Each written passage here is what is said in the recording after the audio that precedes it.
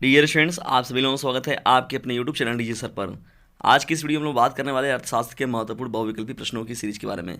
इसलिए वीडियो में अंत तक बने रहेगा। सभी जो प्रश्न है बहुत ही ज़्यादा मोस्ट इंपॉर्टेंट हैं आपके बोर्ड एग्जामिनेशन के साथ ही साथ आपके प्री बोर्ड एग्जामिनेशन के लिए भी। तो चलिए आइए स्टार्ट करते हैं इन महत्वपूर्ण प्रश्नों की सीरीज को। डियर स्टूडेंट्स, पहला हम लोग का प्रश्न है, अर्थशास्त्र के जनक कौन थे। बहुत ही इंपॉर्टेंट प्रश्न है, अर्थशास्त्र के जनक कौन थे। ऑप्शन जो दिया गया, ऑप्शन नंबर जो अ है जेबी से, ऑप्शन नंबर ब जो है माल्थस, ऑप्शन नंबर श जो दिया गया एडम स्मिथ, और ऑप्शन नंबर द जो दिया गया रिकार्डो। तो देखिए, अर्थशास्त्र के जनक के रूप में एडम स्मिथ जी को याद किया जाता है। तो पहले प्रश्न का जो ऑप्शन नंबर श है वो करेक्ट हो जाएगा।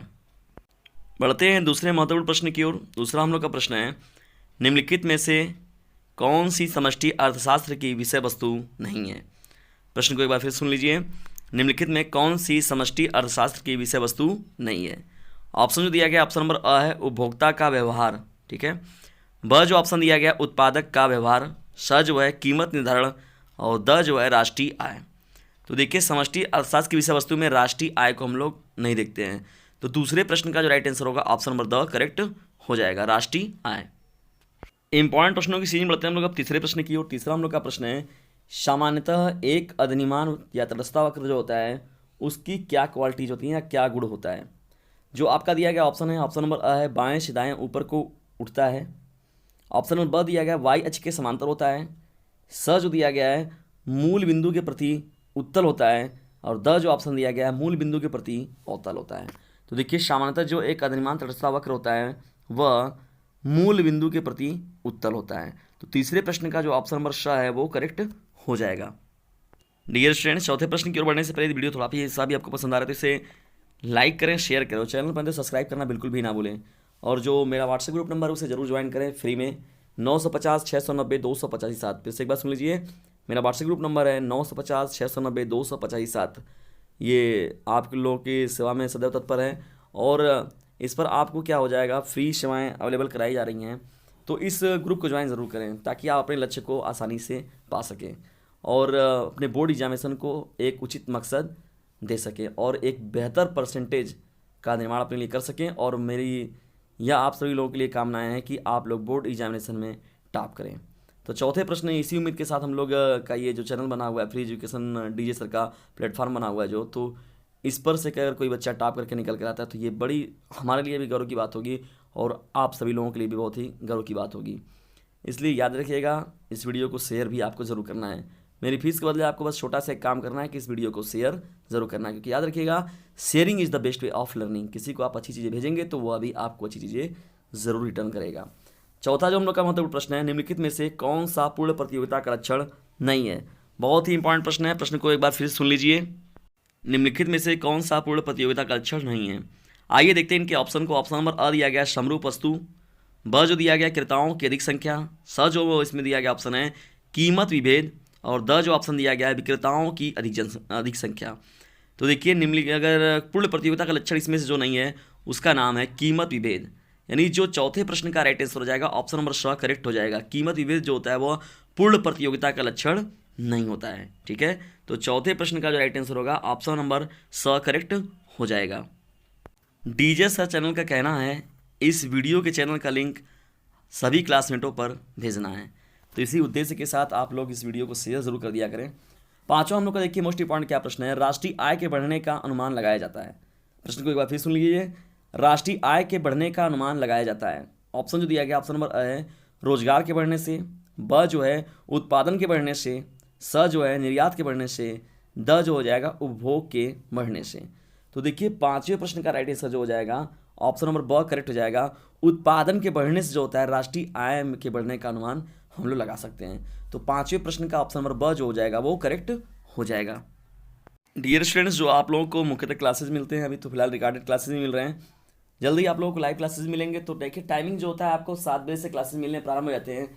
7 बजे, 8 बजे और 9 बजे, इन्हीं तीनों टाइमिंग के बीच में आपके 4-5 जो महत्वपूर्ण आपके मोस्ट इंपॉर्टेंट रहते हैं सब्जेक्ट, तो अपने सब्जेक्ट वाइज का जो वीडियो रहता है आप पर पहले ही नोटिफिकेशन गिर जाएगा। इसलिए मैंने कहता हूँ कि आप बेल आइकन की घंटी को भी प्रेस कर लिया के, ताकि अगर कोई भी मोस्ट इंपॉर्टेंट नोटिफिकेशन आए तो पहले आपको पता चल जाए, और अपने सब्जेक्ट से रिलेटेड विषय के साथ आप उस वीडियो के साथ तुरंत जुड़ जाएँ, क्योंकि इससे आप ही को लाभ मिलने वाला है, वो भी फ्री में, कुछ MB खर्चा करके। तो इससे मुझे नहीं लगता कि आपको बहुत ज़्यादा नुकसान है। बढ़ते हैं हम लोग छठवें प्रश्न की ओर। छठवां हम लोग का बहुत ही महत्वपूर्ण प्रश्न है, ब्याज दर बढ़ने से क्या होता है। बहुत ही इंपॉर्टेंट प्रश्न है, प्रश्न को एक बार फिर सुन लीजिए, ब्याज दर बढ़ने से क्या होता है। ऑप्शन जो दिया गया, ऑप्शन नंबर अ है मुद्रा की मांग बढ़ेगी, ब जो है मुद्रा की मांग घटेगी, स जो है मुद्रा की मांग अप्रभावित रहेगी, इसमें से कोई नहीं, जो ऑप्शन नंबर द है। तो इस प्रश्न का राइट आंसर जो हो जाएगा ऑप्शन नंबर ब करेक्ट हो जाएगा, मुद्रा की मांग घटेगी। भाई जाहिर सी बात है, अगर ज़्यादा ब्याज पर आपको पैसे जब दिए जा रहे हैं, लिए जा रहे हैं, तो लोग पैसे लेने में ज़्यादा इंटरेस्ट नहीं लेते हैं। तो ब्याज दर बढ़ने से मुद्रा की मांग क्या हो जाती है, घट जाएगी, घटेगी, बिल्कुल स्वाभाविक रूप से वो घटेगी। तो छठवें प्रश्न का जो राइट आंसर हो जाएगा इस प्रश्न में, राइट आंसर ऑप्शन नंबर ब करेक्ट हो जाएगा। यदि बोर्ड एग्जामिनेशन में करना है टॉप, तो याद रखिएगा डीजे सर चैनल है आपके यूपी बोर्ड एग्जामिनेशन का बाप। तो इस उद्देश्य को अपने दिमाग में बैठा कर चलिए कि आपके पूरे उन्हीं मोस्ट इंपॉर्टेंट प्रश्नों पर काम किया जा रहा है, जिससे कि हम लोग बोर्ड एग्जामिनेशन का जो पर फतह हासिल कर सके और उसके किले को ढेर कर सके। तो उसी उद्देश्य से ये देखिए मुख्य रूप से जो फ्री एजुकेशन के लिए चैनल बनाया गया है। महीने, 2 महीने, 3 महीने में भी आपका पूरा का पूरा प्लेलिस्ट अगर 1 महीने में तैयार कर लेते हैं, तो मुझे नहीं लगता कि आप बेहतर परसेंटेज पाने से बाहर जा सकते हैं। आपका फर्स्ट डिवीज़न कोई नहीं रोक सकता, जितने महत्वपूर्ण प्रश्नों की सीरीज पर इसमें काम किया जा रहा है। इसलिए आप ज़रूर देखें इसे। देखिए आप पहले कैसे पढ़ते हैं, अध्ययन अलग चीज़ होती है, लेकिन नंबरों को गेन करना ये अलग चीज़ है। बोर्ड एग्जाम से नंबर को गेन कैसे कहते हैं, मोस्ट इंपॉर्टेंट प्रश्नों की सीरीज पर भी आपको काम करना एकदम अनिवार्य होता है। तो चलिए बढ़ते हैं हम लोग इसी उद्देश्य के साथ अपने 7वें प्रश्न की ओर।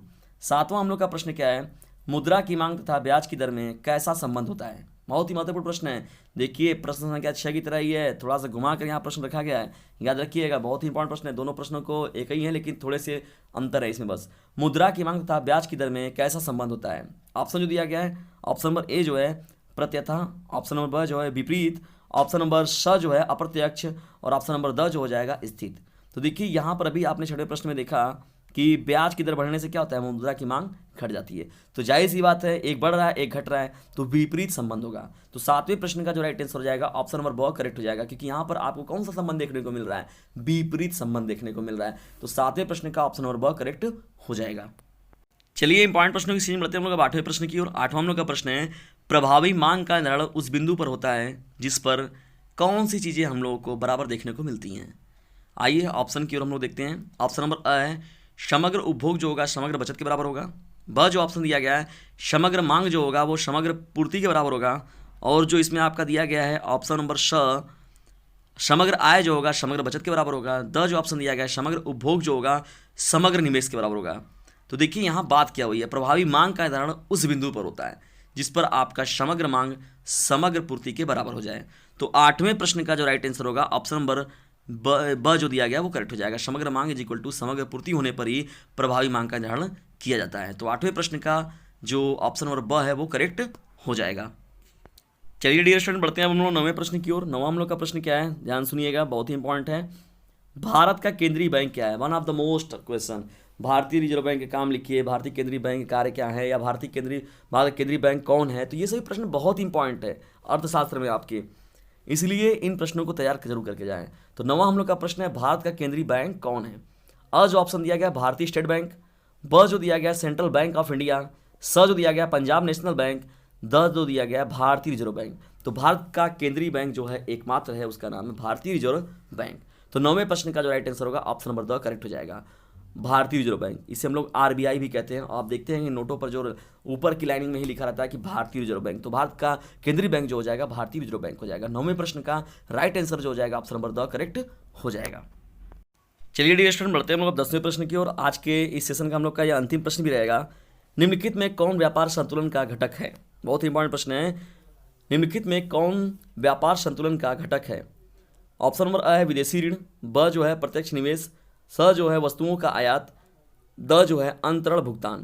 तो देखिए इस प्रश्न का जो राइट आंसर होगा ऑप्शन नंबर स करेक्ट हो जाएगा। वस्तुओं का आयात जो होता है व्यापार संतुलन के घटकों में एक है। तो 10वें प्रश्न का राइट आंसर जो हो जाएगा ऑप्शन नंबर स करेक्ट हो जाएगा। डियर फ्रेंड्स ये रहे 10 मोस्ट इंपॉर्टेंट अर्थशास्त्र के बहुविकल्पी प्रश्न।